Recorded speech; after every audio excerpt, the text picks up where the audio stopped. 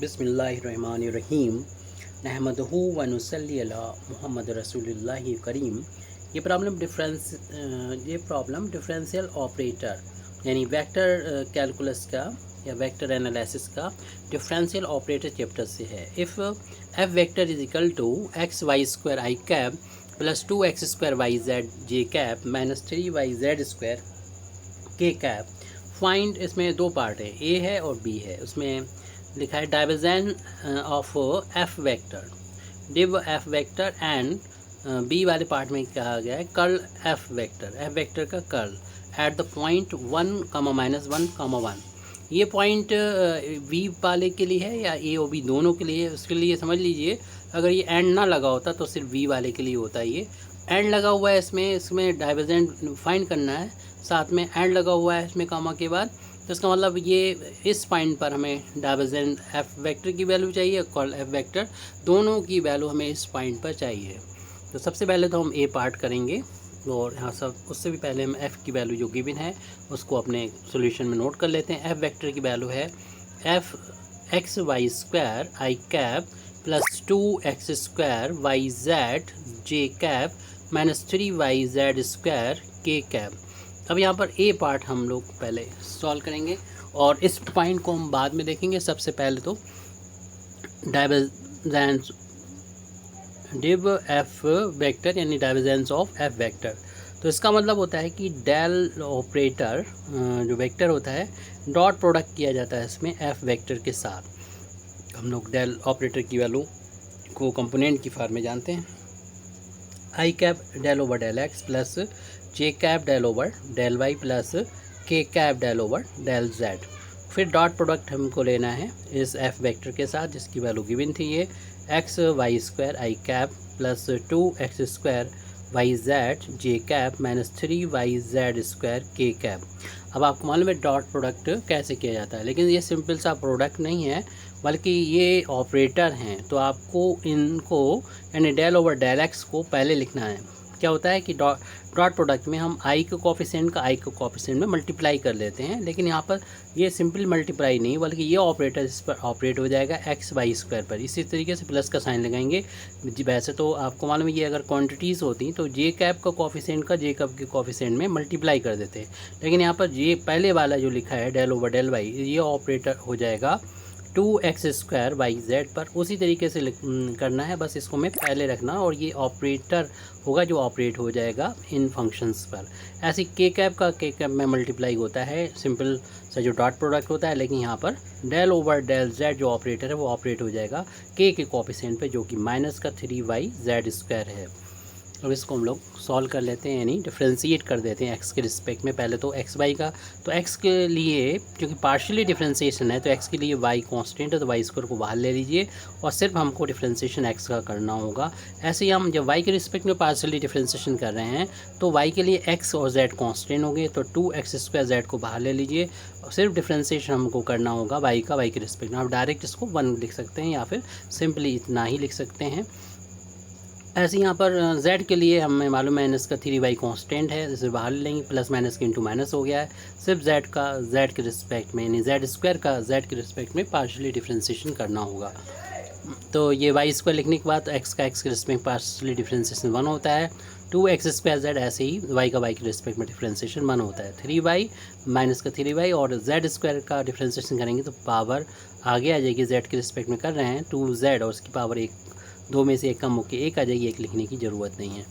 तो 1 का y में इंटू करेंगे वाई स्क्वायर आ जाएगा, प्लस का 1 का इसमें इंटू करेंगे तो आ जाएगा 2x स्क्वायर जेड और 2 इंटू 3 ये हो जाएगा माइनस का 6y z।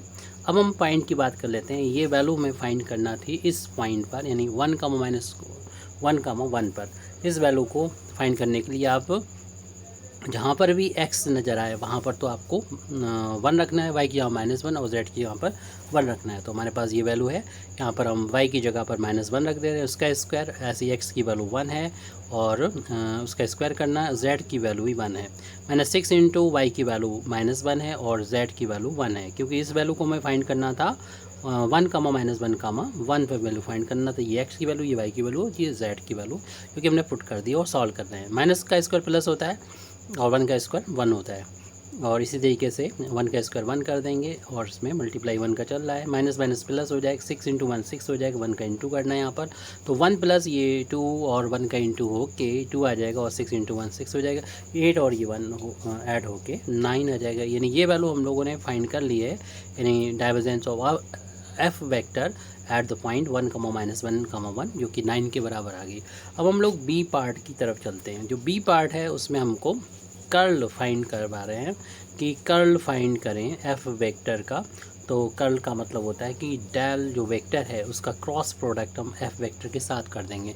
तो क्रॉस प्रोडक्ट हम लोग को डिटर्मिनेंट के यूज़ से लिखते हैं। सबसे पहले तो दोनों को हम कंपोनेंट की फॉर्म में वैल्यू अगले पेज पर लिख देते हैं नेक्स्ट स्टेप में। यानी लेफ्ट हैंड साइड में तो हमसे पूछा गया था कि कर्ल ऑफ एफ वेक्टर बताएं, तो हमने वहाँ पर डेल वेक्टर और क्रॉस एफ वेक्टर लिखा। फिर उसके बाद हम डेल वेक्टर की वैल्यू पुट कर रहे हैं जो कि I cap del over del X plus J cap del over del Y plus K cap del over del Z होती है। फिर बीच में क्रॉस प्रोडक्ट था, फिर एफ़ की वैल्यू थी। एफ़ की वैल्यू देख लीजिएगा जो गिवन है वो हमने यहाँ पर लिख रहे हैं। यहाँ पर X Y square I cap plus 2x square Y Z 2x square Y Z J cap और फिर इसके बाद माइनस का 3y Z square K cap. तो इस वैल्यू को हम यहाँ पर देख रहे हैं कि f की वैल्यू जो गिवन थी X Y square I cap plus 2x square Y Z minus 3y Z square वहाँ पर हमने लिख ली है, नोट कर दिया है। अब इसके बाद आपको मालूम है क्रॉस प्रोडक्ट हम लोग आसानी से कर सकते हैं अगर हम डिटर्मिनेंट का यूज़ करेंगे। डिटर्मिनेंट के यूज़ से हम डायरेक्ट डिटर्मिनेंट की यूज़ से हम आसानी से इसका प्रोडक्ट कर लेते हैं। तो उसके लिए हम एक डिटर्मिनेंट 3 ऑर्डर की डिटर्मिनेंट यहाँ पर बनाते हैं। सबसे पहले फर्स्ट रो में आई कैप जे कैप और के कैप लिख लेते हैं। उसके बाद में सेकंड वाले रो में हम पहले वाला जो वेक्टर होता है उसमें आई का जो कोफिशिएंट होता है वो लिखते हैं डेल ओवर डेल एक्स। फिर जे का कोफिशिएंट होता है उसको जे कैप के नीचे लिखेंगे डेल वाई, और के कैप वाले कॉलम में के का coefficient del over del Z लिख देंगे। इसी तरीके से जो थर्ड हमारा रो है उसमें हम दूसरे वाले वेक्टर के आई का जो कोफिशिएंट है उसके लिखेंगे जो कि हमारा एक्स वाई स्क्वायर है। इसी तरीके से जे कैप वाले जो कॉलम है उसमें जे कैप को कोफिशिएंट लिख देंगे जो कि हमारा 2x स्क्वायर वाई जेड है। ऐसे ही के कैप का जो कोफिशिएंट है उसको हम के कैप वाले कॉलम में लिखेंगे जो कि माइनस का 3y जेड स्क्वायर है। अब जिस तरीके से हम इसको सॉल्व करते हैं 3 ऑर्डर के डिटर्मिनेंट को वो यूज़ करेंगे, लेकिन ध्यान रहे कि ये ऑपरेटर्स हैं इनको हमें पहले रखना है। वैसे तो आप जानते हैं कि फर्स्ट रो यानी R1 के रिस्पेक्ट में जो एक्सपेंड करेंगे तो फर्स्ट एलिमेंट आई है, तो आई से जाने वाले रो को छुपा लीजिए और कॉलम को छुपा लीजिए। जो आपको नज़र आ रहा है जो दिख रहा है ये उसको क्रॉस में मल्टीप्लिकेशन कर देंगे, इसका इंटू इसमें माइनस इसका इंटू इसमें, और ये सिंपल सा इंटू नहीं बल्कि ये ऑपरेट हो जाएगा इस पर और ये ऑपरेट हो जाएगा इस पर।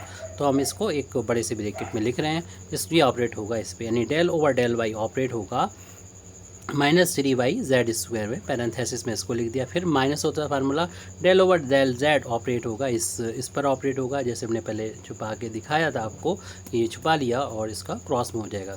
तो ये आई कैप गलत हो गया। फिर उसका बाद में जे कैप जिसका साइन निगेटिव होता है, ये अगर आप इस तरीके से लिखें जैसे हम बता रहे हैं तो माइनस जे और माइनस जे से जाने वाले रो और कॉलम को छुपा लिए जो दिख रहा है आपको ये, तो इसका ये ऑपरेट हो जाएगा इस पर और ये ऑपरेट हो जाएगा इस पर। अगर आपने माइनस जे लिया है तो इस तरीके से अगर सॉल्व किया है तो यहाँ पर हम एक टर्म तो लिख दिया जाएगा जब हम इसको ये ऑपरेट करेंगे इस पर, यानी del over del X operate हो जाएगा माइनस का 3y जेड स्क्वायर पर। फिर माइनस होता है उसको यहाँ पर लिख रहे हैं, हमारे पास आगे जगह नहीं है, अगला पेज पर पहुँच जाएंगे तो इसलिए हम इसी पेज पर रहने के लिए इसको नेक्स्ट अपान में नीचे लिख लेते हैं, अपान में नहीं नीचे लिख लेते हैं। तो यहाँ पर देखिए जो हमने जे कैप को छुपाया था तो इसको ये ऑपरेट इस पर हो गया और ये ऑपरेट इस पर होगा, तो ये वाला टर्म हम लिख रहे हैं, यानी del over del Z operate हो जाएगा एक्स वाई स्क्वायर पर। फिर उसके बाद प्लस का के कैप होता है, यानी प्लस माइनस प्लस होता है, तो इस के कैप से जाने वाले रो को छुपा लीजिए, कॉलम को छुपा लीजिए, जो दिख रहा है आपको क्रॉस में ये ऑपरेट हो जाएगी, ये इस पर ऑपरेट हो जाएगी, ये इस पर ऑपरेट हो जाएगा। तो इस तरीके से del over del X operate हो जाएगी इस पर, यानी 2x स्क्वायर वाई जेड और minus del over del Y operate हो जाएगा एक्स वाई स्क्वायर पर। तो अब इसको हम लोग सॉल्व कर लेते हैं, यानी डिफ्रेंशिएट कर लेते हैं। पार्शियली डिफ्रेंशिएशन है, कभी x के रिस्पेक्ट में, कभी y के रिस्पेक्ट में, कभी z के रिस्पेक्ट में। लेकिन हम पार्शियली डिफ्रेंशिएशन अगर y के रिस्पेक्ट में करेंगे तो z कांस्टेंट हो जाएगा यहाँ पर, यानी -3z² बाहर ले लीजिए, और y का y के रिस्पेक्ट में डिफ्रेंशिएशन 1 हो जाएगी, जैसे पहले किया था डिटेल में। अब हम डायरेक्ट थोड़ा सा कर रहे हैं। अब इसका z के रिस्पेक्ट में डिफ्रेंशिएशन कर रहे हैं तो z के लिए x और y कांस्टेंट हैं, तो 2x² y बाहर ले लिए, z का z के रिस्पेक्ट में पार्शियली डिफ्रेंशिएशन 1 हो जाएगा, -j। और इसी तरीके से जब x के रिस्पेक्ट में करेंगे तो यहाँ पर देख रहे हैं x का कोई टर्म ही नहीं है, कोई फैक्टर ही नहीं है, तो इसलिए ये कांस्टेंट पूरा कंसीडर किया जाएगा, और कांस्टेंट का डिफ्रेंशिएशन 0 होता है। फिर माइनस का साइन है, अप्लाई कर देंगे, और z के लिए भी देखेंगे कि x और y कांस्टेंट होता है, तो इसका भी डिफ्रेंशिएशन 0 हो जाएगा। प्लस का फिर हम k कैप वाला टर्म लिख रहे हैं, ये वाला टर्म लिख रहे हैं, तो x के लिए y और z कांस्टेंट होगा, तो 2yz को बाहर ले लीजिए, और इसको हम डायरेक्ट कर लेते हैं। x² का x के रिस्पेक्ट में डिफ्रेंशिएशन 2x होता है, फिर माइनस का साइन है, फिर इसका डिफ्रेंशिएशन कर रहे हैं तो y के लिए x कांस्टेंट है, और फिर हम y² का डिफ्रेंशिएशन करेंगे तो पावर इसकी जो 2 है वो आगे आ जाएगी, यानी 2y हो जाएगा, क्योंकि y के रिस्पेक्ट में डिफ्रेंशिएशन हो रहा है। और सिंप्लीफाई करके हम इसको नीचे यहाँ पर लिख देते हैं, यानी आई कैप का जो कोफिशिएंट है इसको पहले लिख देते हैं। ये 1 में इंटू होके मिलेगा -3z², और माइनस का 1 में इंटू होके मिलेगा 2x² मिलेगा, ये आई कैप का कोफिशिएंट है। और ये तो ज़ीरो हो गया, ज़ीरो में से ज़ीरो माइनस करेंगे, या प्लस का ज़ीरो लिख दो या माइनस का ज़ीरो लिख दो, तो ये तो हमारा 0 j कैप हो जाएगा। फिर उसके बाद यहाँ पर हमारा k कैप को कोफिशिएंट होगा, तो कोफिशिएंट पहले लिख देते हैं, k कैप को बाद में लिख देंगे, इंटू होकर ये 4 टाइम्स हो जाएगा, 4 टाइम्स x लिख दें, y लिख दें, और z लिख दें, x y z। फिर ये इंटू 2 टाइम्स हो जाएगा, 2 टाइम्स x y हो जाएगा, और ये k कैप का कोफिशिएंट है। ये हमने फाइंड तो कर लिया है, इसका कर्ल f की वैल्यू तो फाइंड कर ली। अब इस पॉइंट पर फाइंड करना है 1, -1, 1, यानी x यहाँ पर 1 रख दीजिए, तो यहाँ पर हम स्क्वायर ब्रैकेट में से कन्वर्ट कर देते हैं, और z की जगह 1 रखना है, x की जगह भी 1 रखना है, लेकिन y की जगह पर -1 पैरेंथेसिस में रख दीजिए, k कैप को बाहर में लिख दीजिए। ये तो सॉल्व हो चुका है, इसमें कुछ भी नहीं करना है, क्योंकि x y z से ये फ्री है, इसमें x y z नहीं है। अब यहाँ पर इसको भी कर्ली ब्रैकेट में कर दीजिए, क्योंकि y की वैल्यू निगेटिव है, माइनस का 1 है, इसलिए पैरेंथेसिस में रखना होगा, इसलिए हमने पैरेंथेसिस को कर्ली ब्रैकेट में कन्वर्ट किया। z की वैल्यू 1 है, माइनस का 2 इंटू x की वैल्यू 1 है, और y की वैल्यू माइनस का 1 है, और k कैप का से मल्टीप्लाई हो रहा है। आप इसको सिंप्लीफाई करेंगे, -3 1 का स्क्वायर तो 1 होता है, और 1 का इसमें इंटू हुआ, माइनस का 3 आ गया।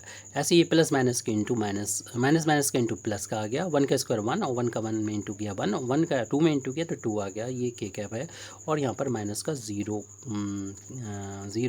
j कैप, और यहाँ माइनस जो है प्लस माइनस के इंटू माइनस हो जाएगा 4, और ये फिर अगला माइनस प्लस का हो जाएगा 2 k कैप, और लास्ट स्टेप है ये, इनका डिफरेंस जो है वो बचेगा -1, यानी माइनस का आई कैप हो जाएगा, और माइनस का या प्लस का कह सकते हैं 0 कैप, -0 + 0 बराबर ही होते हैं, और इनका डिफरेंस माइनस का 2 बचेगा, वहाँ पर लिख दें 2 कैप हो जाएगा। ये वैल्यू हमने जो फाइंड की है वो एट द पॉइंट -1, 1 पे फाइंड की है। इस तरीके से हमारी ये प्रॉब्लम आ चुकी है, ये आपको मालूम है, ये वैल्यू जो चल रही थी वो कर्ल f की चल रही थी। Thank you very much Indeed for listening me, व आखिर दावाना अल्हम्दुलिल्लाहि रब्बिल आलमीन।